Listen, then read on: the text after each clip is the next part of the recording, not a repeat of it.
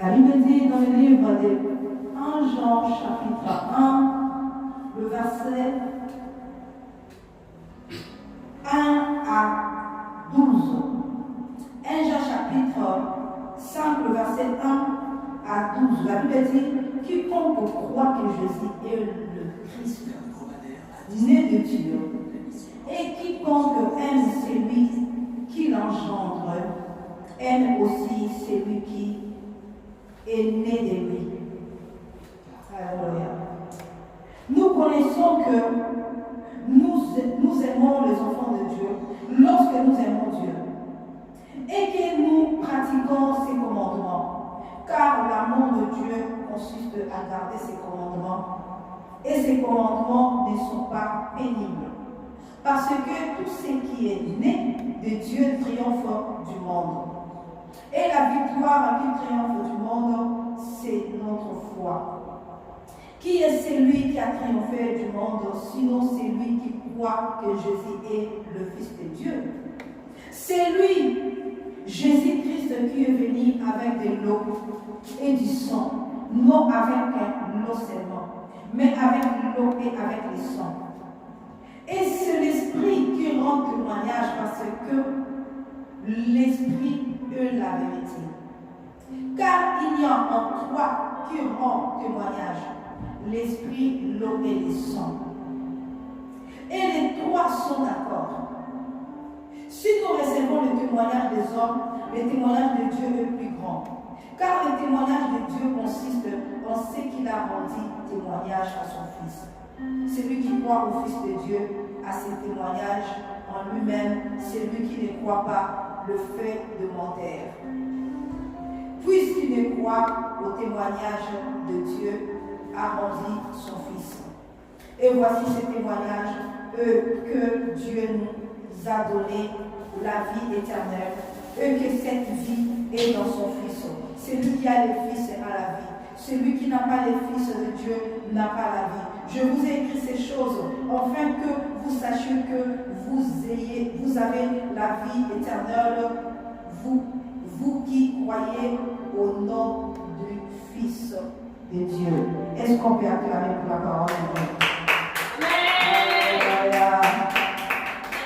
Bien-aimés dans le Seigneur, la parole de Dieu, cette parole est pour les ignorants, ceux qui ne croient pas que Jésus est Dieu, ceux qui doutent que Jésus est le Fils de Dieu, pour ceux qui n'ont pas encore reçu la parole de Dieu dans leur vie, pour ceux qui n'ont pas encore reçu Dieu dans leur vie. Bien-aimés dans le Seigneur, il y a pas la victoire, sauf en Jésus. Tu ne pourras pas vaincre le monde de bataille, tu ne pourras pas vaincre les choses de ce monde si tu n'acceptes pas que Jésus est Seigneur. Dieu nous a aimés, Dieu étant aimé le monde, il a donné son Fils unique, afin que quiconque croit en lui ne périsse point, mais qu'il ait la vie éternelle. Bien-aimé, la vie éternelle, c'est dans Christ. Bien-aimé, autrefois nous étions liés, condamnés. Autrefois nous avions servi les autels. Autrefois nous avions servi le Dieu de nos familles. Mais aujourd'hui, nous servons le Seigneur notre Dieu.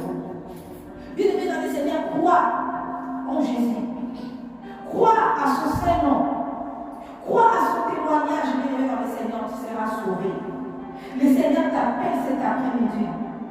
Le Seigneur t'invite cet après-midi de croire à son témoignage et de croire à son nom éternel. Alléluia.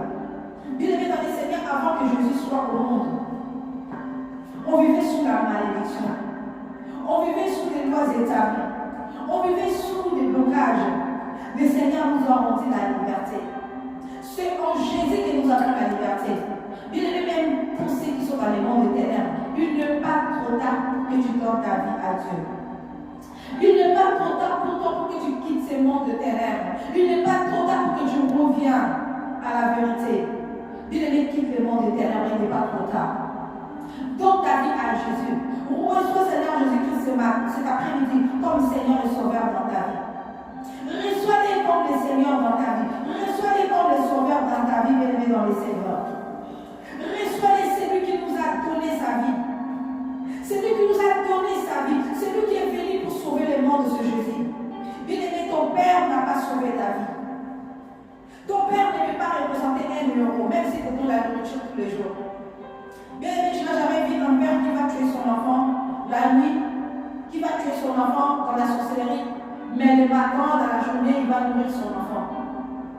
Un père qui va sacrifier son enfant, mais avant de sortir de chez lui, il va donner la nourriture à son enfant. Il va nourrir son enfant. Je n'ai jamais vu un père qui va sacrifier son enfant dans le spirituel et pendant tout ce temps, il va priver la nourriture. Alléluia. Il donne toujours la nourriture.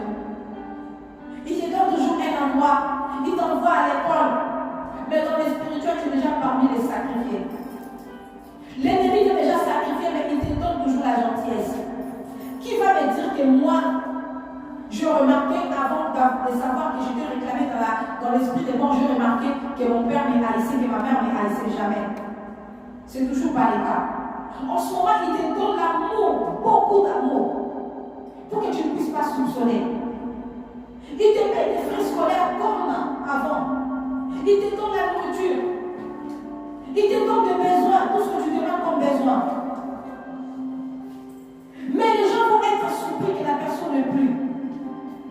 Et si vous avez la révélation de Dieu, vous pouvez être étonné pour Dieu, mais comment c'est possible qu'un père qui aime tant son enfant peut sacrifier son enfant? Ce n'est pas vrai. Bien aimé, c'est Dieu qui sauve. C'est Jésus qui a donné tout son amour. Un père ne donne pas tout son amour pour sauver son enfant. Une mère ne peut pas donner tout son amour pour sauver son enfant. Car un père et une mère sont limités. Ils sont toujours limités. Il y a des choses qu'ils ne peuvent pas faire. Il y a des choses qu'ils ne peuvent pas faire. Un père ne peut pas passer à la croix pour sauver la vie de ses enfants. Une mère ne peut pas passer à la croix pour sauver la vie de ses enfants. Mais Dieu l'a fait. Jésus-Christ l'a fait pour toi. Jésus-Christ s'est sacrifié pour toi. Il a donné sa vie pour toi, bien-aimé dans les Seigneurs. Satan te ment quand il te dit que toi, tout le péché que tu as commis, le nombre de personnes que tu as tuées dans la sorcellerie, dans les satanismes, et que tu ne pourras jamais être pardonné. Non. Bien-aimé dans les Seigneurs, Dieu aime le pécheur, mais il n'aime pas les péchés. C'est quand tu commets un péché que tu es l'ennemi de Dieu. Mais quand tu reconnais, la Bible dit à celui qui confesse que le juste est fidèle pour pardonner et purifier ses iniquités. Il aime le pécheur, mais pas le péché. C'est Satan qui est condamné à mort pécheur. Toi, tu n'es pas condamné à mort. Il suffit que tu puisses reconnaître qu'il est ton sauveur. Bien aimé, c'est pour rien que tu es en train de haïr le Seigneur. Jésus aime, même ceux qui l'ont fait mal. Sur la croix, il a dit, Père, pardonne-leur, car ils ne savent pas ce qu'ils font. À la croix, avant de mourir, il a demandé au Père de te pardonner, au Dieu Tout-Puissant de te pardonner.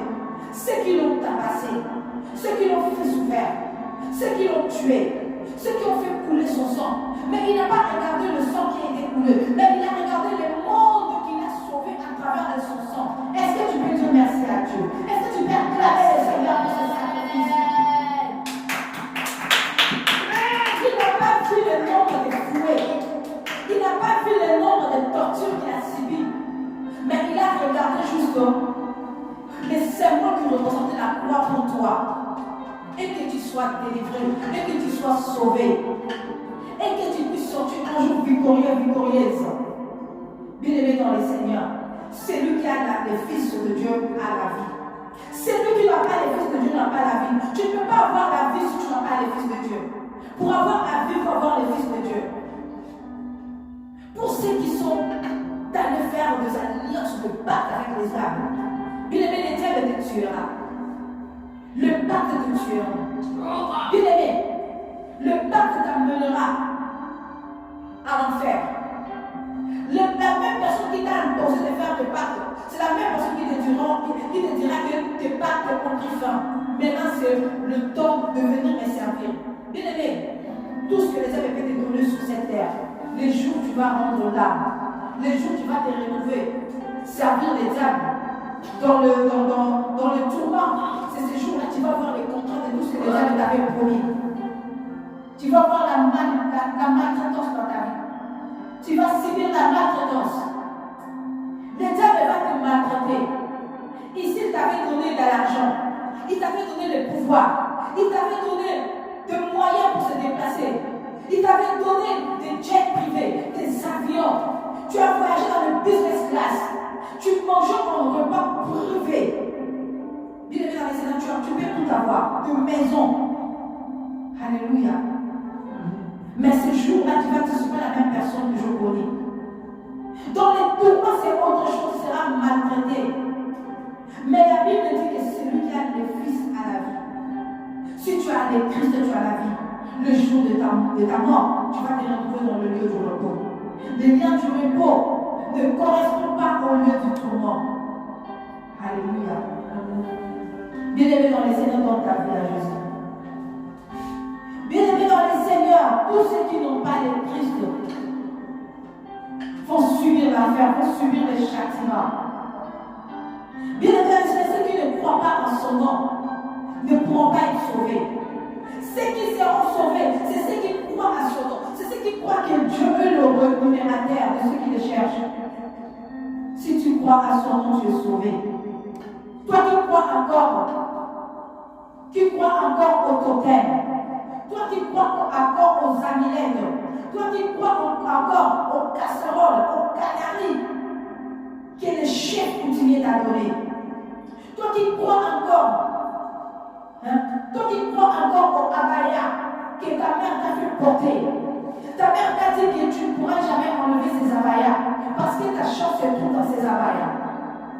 Toi qui crois encore aux bijoux, quelqu'un t'a donné un bijou et te dit tu ne pourras jamais enlever ces bijoux. Toi qui crois encore au bracelet, toi qui crois encore aux bagues, bien-aimé dans les Seigneurs.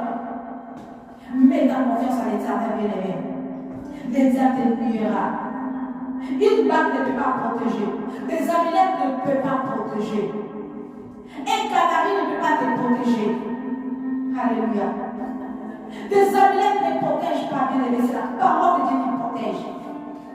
Bien-aimé, beaucoup de personnes sont allées trouver leur solution dans des objets. Ils mettent leur confiance dans les objets. On lui a donné une plante, on lui dit, tu vois cette plante-ci, si tu coupes un morceau de feuille, tu mets dans ta bouche, tout ce que tu vas invoquer, ça te sera accompli. Bien-aimé dans les Seigneurs. Les diables sont en train de te tromper parce que les diables sont en train de t'utiliser. Même les guérisseurs, ceux qui guérissent les maladies dans la sorcellerie, ils ont donc l'impression que les diables m'obéissent. Tout ce que je dis, bien-aimé dans les Seigneurs, c'est toi qui es parti voir les guérisseurs, tu as cru que tu as été guéri. Tu n'as pas été guéri. Ils ont pris des conséquences, ta malédiction. Ils ont donné à quelqu'un d'autre. Laisse-moi éveiller un peu ta conscience. Toi qui crois que je suis allé voir un mandona, je suis allé voir un foudiste, je suis allé voir un marabout. Et ce qu'il a proposé dans ma vie, c'est ce que je suis en train de vivre. J'étais malade. Le marabout a déclaré des paroles. Non, il a pris ta malédiction, il a donné à quelqu'un d'autre. Mais Jésus, quand il enlève tes malédictions, il les brise. Il les déclare ni les sons de feu. Mais les diables ne laissent pas déclarer ni les sons de feu. Les diables le prennent pour jeter ce sort-là à une autre personne. Qui pourra trouver la paix sans Jésus? Qui pourra retrouver la vie sans Jésus? Il n'y a point la vie sans Jésus. Bien aimé, tu ne pourras pas être en paix si tu n'es pas en Jésus. Bien aimé, dans les Seigneurs, l'âme des diables est enlevé cette maladie. Mais il t'a donné une autre malédiction. Amen. Toi qui ne sais pas que je t'ai guéri, je n'arrive pas à avoir d'enfant. Et si tu allais voir un foudiste, et si tu allais voir un vaudou, et si tu allais voir un marabout, et si tu allais voir un féticheur, que mon problème est résolu, ton problème n'est pas résolu. Il a enlevé les problèmes que tu avais amenés et il t'a donné ce que tu es en train d'ignorer. Il a remplacé ton problème à un problème encore plus grave. Le jour où tu vas tout oublier, c'est le jour là que tu vas constater qu'un autre problème va se manifester. Après, tu iras encore chez la personne pour dire encore, voilà, bien aimé, quand on vient en Jésus, on a la paix totale. Ce n'est pas aujourd'hui je me plains, demain je me plains. À la fin, il a pris tes soucis, tes problèmes. Chez les vaudous, c'est lui-même qui va enlever la grippe. Il va te donner la toux. Quand tu vas aller encore réclamer la toux, il va enlever la toux, il va te donner les bas-ventres. Pour que tu puisses croire qu'il est en train d'enlever. Mais il est en train de donner ce que tu n'avais pas. Mais si tu viens en Jésus, il enlève toute la malédiction. Il ôte la malédiction de notre Dieu. Les diables te fait croire qu'il t'a donné l'argent. Il te donne l'argent et il t'enlève des enfants. Alléluia. Les diables te donnent des moyens pour vivre, pour se déplacer. Mais il va te priver l'amour de tes enfants, l'amour de ta femme. Je connais une amie, une camarade. Une camarade était mariée.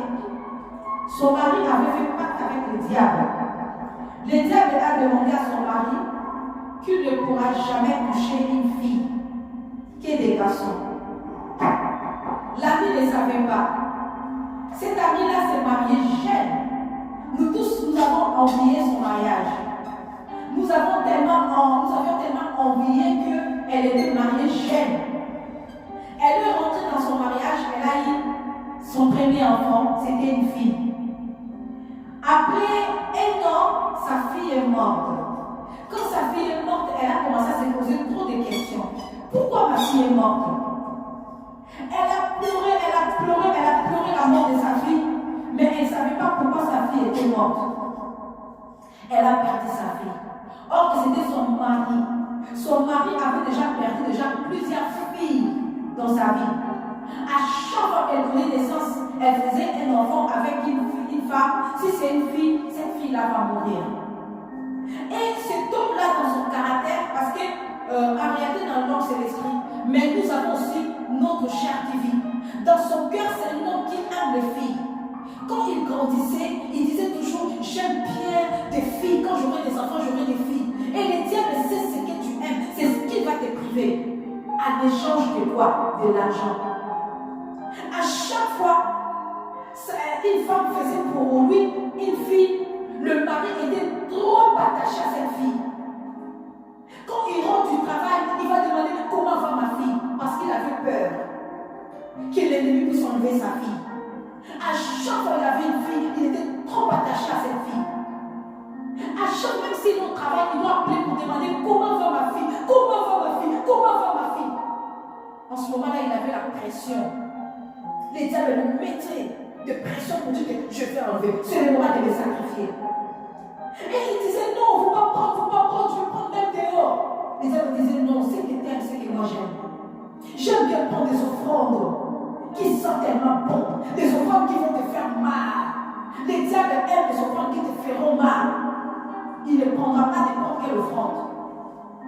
Bien-aimé dans le Seigneur, beaucoup de hommes, tu vis dans leur famille, avec leurs enfants. Ils n'ont pas tué leurs enfants dans la sorcellerie, dans le fétiche, mais ils ont sacrifié leur avenir. Comment vous allez remarquer un président de la République comme Mobutu? Aujourd'hui, ses enfants sont malheureux. Ils sont malheureux. Parce que les papas sacrifient l'avenir. Moi, je vais régner, mais je vais sacrifier l'avenir. La copine, la camarade a remarqué que son mari était trop attaché à sa fille. La fille est morte, le mari a pleuré, a fait son deuil. Jusqu'à ce que le mari détestait de toucher sa femme. Vous savez pourquoi? Il a dit: je ne vais plus jamais toucher à ma femme. Parce que si ma femme tombe encore enceinte d'une fille et que le diable la prend encore, je vais encore souffrir. La femme faisait tout pour se poser des questions: pourquoi tu ne me touchais pas? L'homme disait: je suis en train de pleurer ma fille. Je n'ai pas encore fini de pleurer. Elle a 2 ans, 3 ans, l'homme continue à pleurer sa fille. La femme, elle a dit: non, ça c'est autre chose. L'homme couchait toujours par terre, pleurait toute la nuit sa fille. Or, c'était parce que c'était lui qui avait sacrifié. Il ne pouvait pas reculer pour des conditions que les diables lui avaient données. Il a dit: est-ce que tu peux pas me donner d'autres conditions? Il a dit: non, il n'y a pas d'autres conditions. Si tu fais encore avec ta femme va encore tomber enceinte, ça sera encore une fille. Le Messie a dit: mais finalement, les gens vont les suspecter. Les gens vont commencer à les suspecter. Mais il avait beaucoup d'argent. Jusqu'à ce que cette nuit-là, la femme a forcé l'homme. Quand la femme a forcé l'homme, la femme est tombée enceinte. C'était un garçon. L'homme, quand il a appris que c'était un garçon, le diable lui a dit: tu ne peux pas aimer ces garçons. Bien aimé, c'est un témoignage d'une amie. La femme est tombée enceinte, a annoncé, le mari a demandé: c'est quel sexe? C'est un garçon. Le mari a dit: j'aime pas les garçons. Mais pourquoi s'est-il: j'aime pas les garçons? Et l'homme a commencé à pleurer sa fille. Depuis que la femme était enceinte, jusqu'à ce que la femme est allée accoucher, l'homme faisait que pleurer sa fille. La femme, elle a dit: mais c'est pas possible. On annonce à son mari que ta femme vient d'accoucher. Le mari dit: c'est pas mon problème. Il n'a pas fait la lettre, il déposait de l'argent sur la table. Il mettait l'argent, mais il ne disait pas que c'était pour la lettre. Vu qu'il avait beaucoup d'argent, la femme faisait des voyages en Turquie. C'est elle-même qui achetait des choses pour son enfant. La femme a accouché, le mari n'est pas venu à l'hôpital. Parce que le diable lui a dit: pourquoi que ça soit un garçon, je voulais une fille. Les conditions, c'était qu'il ne peut pas sacrifier dans sa famille que les enfants qui donnera naissance. Alors le Seigneur a prévu que cet enfant-là soit un garçon. Il était un garçon, un beau garçon. Le papa ne veut même pas toucher son enfant pour dire bonjour. La femme même a demandé, a appelé son papa là à la maison tonton. Comme il avait beaucoup d'argent, il y avait beaucoup de personnes à la maison qui appelaient le papa tonton. Il y avait des neveux, des nièces. Et il y avait des frères et sœurs de la femme qui habitaient dans la même maison. Tu vois, chez les riches, c'est comme ça. Et il y avait des domestiques qui appelaient tonton, jusqu'à ce que l'enfant appelé tonton. Tout le temps, les tontons étaient dans des missions. Il était toujours en mission. Même si on convoque un parent, sa maman est en Turquie, le papa ne veut pas se présenter. Le jour où j'ai appris ça, c'est elle-même la femme qui m'a raconté pourquoi elle avait quitté son mariage. J'ai dit, mais pourquoi tu veux quitter un mariage avec beaucoup d'argent? Elle m'a dit, parce que tu ne sais pas. Mon mari ne veut pas avoir une fille. Si elle touche à une fille, cette fille-là va mourir. Voilà pourquoi mon mari ne voulait pas le toucher, parce qu'il avait tellement mal de continuer à perdre des filles. Et les conditions qu'on lui a données, il ne pourra pas aimer son propre fils. C'est son propre fils qu'il ne pourra pas aimer. Parce que son fils ne pourra pas être son sacrifice. Et jusqu'aujourd'hui, si je dis à mon enfant que regarde ton papa, il dit non, c'est pas mon papa, c'est le tonton. Parce que l'enfant ne nous a jamais fait côte à côte. Je vivais dans un mariage comme si mon mari était mon oncle. Parce que le mari avait peur de me toucher, de peur que je tombe enceinte d'une fille. Et quand j'ai eu un garçon, le mari ne voulait pas s'approcher de ce garçon. Jusqu'à ce que le mari a décidé d'envoyer cette femme-là aux États-Unis. Ça, c'est l'histoire d'une amie. Une fois, la femme, le mari dit pour la première fois qu'on va voyager aux États-Unis, la femme a dit oui. Ils sont partis aux États-Unis. Ils sont rentrés, premier voyage. Le mari a dit, je vais tout planifier. Il a planifié avec son jeune frère qu'il avait déjà envoyé aux États-Unis.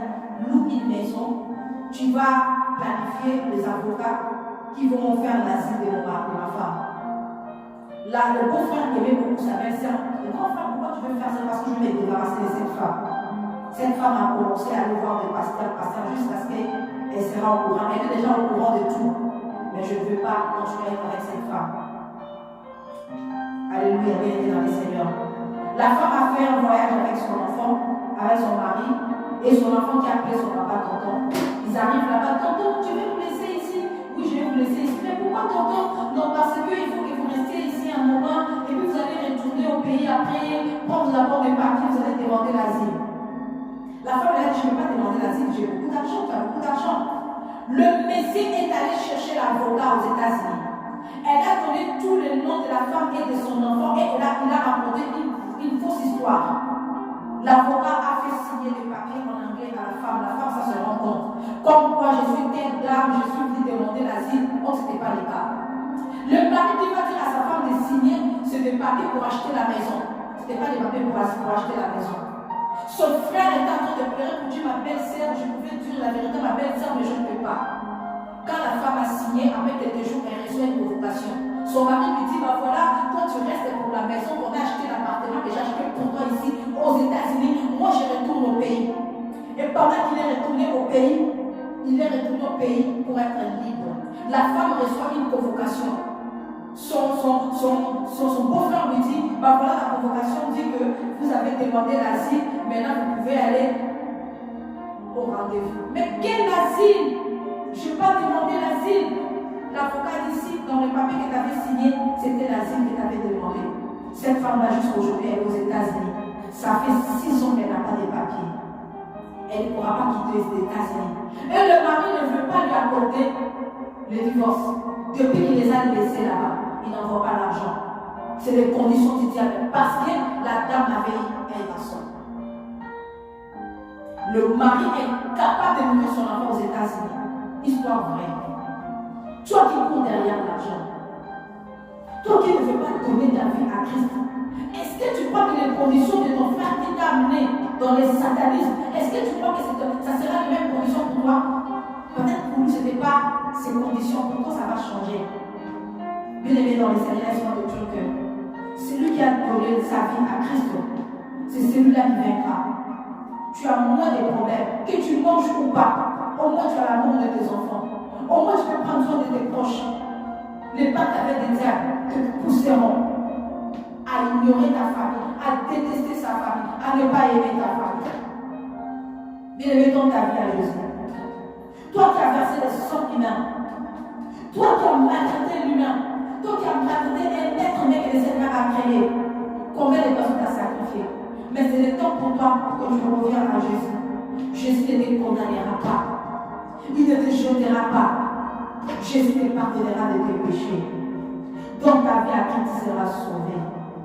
Donne ta vie à qui c'est lui qui est le chemin, la vérité et la vie. Bien aimé, nous avons celui qui a les chemins. Aujourd'hui, tu as manqué, mais demain, tu ne manqueras pas. Parce que c'est lui qui planifie tout. Il est la vérité. Le diable ne te dit pas la vérité. Quand tu viens faire pacte avec le diable, il ne te dira pas la malédiction qui te poursuivra. Il ne te dira pas les conséquences. Il te dira toujours bienvenue. Et quand tu seras le bienvenu, si en ce moment-là tu vas sentir que tu n'étais pas le bienvenu, crois au Seigneur. Crois à ton Dieu. Tu seras sauvé. Repends-toi, bien-aimé dans le Seigneur. Repends-toi pour ta vie à Christ. Crois que le libérateur peut te sauver dans tes soucis, dans tes problèmes. Recommande ton sort à l'Éternel. Dis-lui tes soucis. Crois en lui. Marche dans sa présence. Marche dans la lumière. Quitte l'Éternel dans le Seigneur. Que le Seigneur bénisse sa parole. Que le Seigneur bénisse sa parole. Est-ce qu'on peut acclamer pour cette parole? Alléluia.